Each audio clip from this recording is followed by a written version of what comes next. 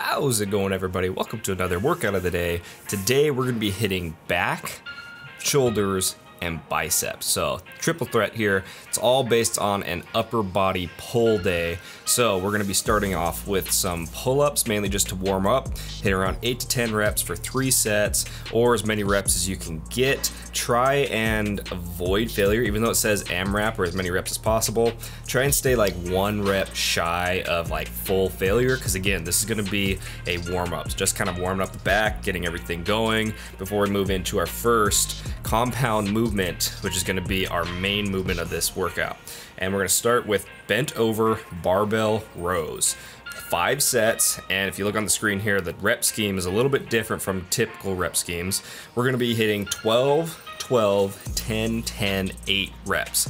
What that means is on your first set of 5, you're going to hit 12 reps. Next, you're going to add a little bit of weight, hit another 12 reps on the next set. Then you're going to add some more weight, hit 10 reps on that set, add some more weight, 10 reps, and so on. On the last set, you're gonna add a little bit more weight, and you're gonna hit 8 more reps. Really focus on keeping that lower back tight.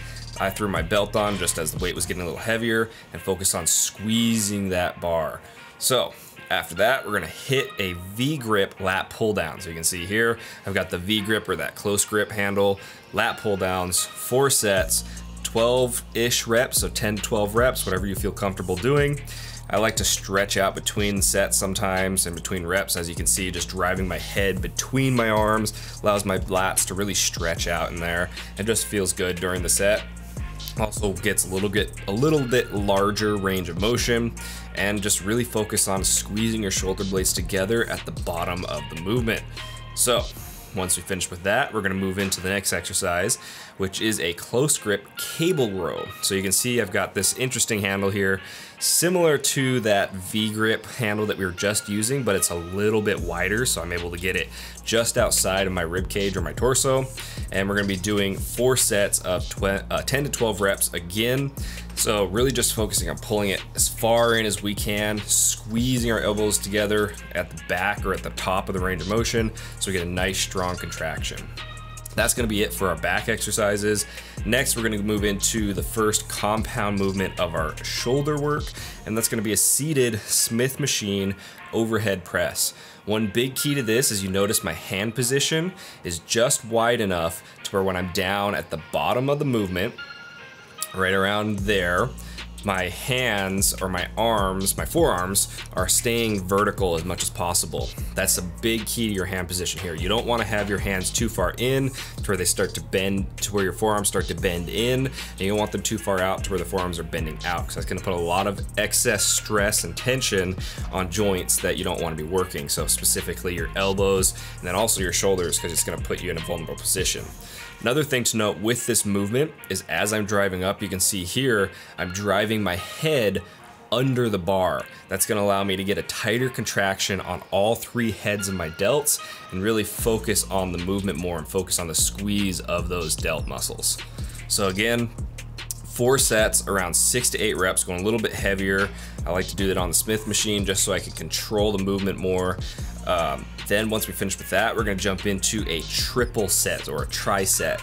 And this is all gonna be for the lateral head and front head, and we're gonna hit basically all 3 heads of the delts with this. So starting off, seated dumbbell lateral raise. And all of these, we're gonna do 3 total sets, 10 reps per exercise. On the lateral raise, as you can see here, I'm staying seated, trying to keep my back braced against the bench. Then once I finish with that, I'm gonna sit a little bit straighter here, and I'm gonna start doing some front raises, both hands at the same time, so that I'm working the constant tension on the muscle, not letting one arm rest while I work the other. And then we're gonna jump straight into some bent over or some seated reverse flies. Now, one thing to note with these front raises is I'm not swinging the weight. I'm trying to stay as straight as possible, keep my upper back as straight as possible throughout all the reps. Then, like I said, jump straight into some bent over seated reverse flies. And again, 10 reps, really focus on squeezing your rear delts and just nice controlled movements. Try not to just throw the weight up and let it fall down. I want you to try and feel the contraction through the entire range of motion, both going up and coming back down. That's how you're gonna get those muscles to grow. Once we finish with that, we're gonna move into some seated cable face pulls. So this is one of my favorite movements for rear delts, just because I'm able to, again, kind of really feel the movement more as opposed to like doing some standing. I'm able to just isolate myself. I'm not rocking, I'm not swinging, not using momentum, just really able to squeeze those rear delts, especially at the peak of the movement. On this one, we're doing 3 to 4 sets, however many you want, and we're gonna do around 10 to 12 reps.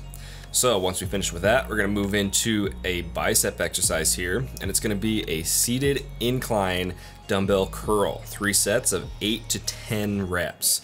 And you can see here, again, I'm going both arms at the same time. It's not alternating. Reason for that is so that I can keep constant tension on each arm. Now, if you want to do one arm at a time, you can. The biggest thing I would recommend though is to simply do one arm at a time. Literally all 8 to 10 reps on one arm, then switch 8 to 10 reps on the other arm. Once we finish that, we're gonna do alternate dumbbell hammer curls. So here you can see I'm alternating one arm to the next, really just focusing on the contraction, pumping everything out, around 12 to 15 reps per arm, and just trying to burn it out. So we're gonna be working the forearm, the bicep, and just really burning out the muscle. This is the last exercise for today. So something else to note here is you can see my form, I'm actually leaning forward a little bit, and we'll get into a little bit better angle here. There you go.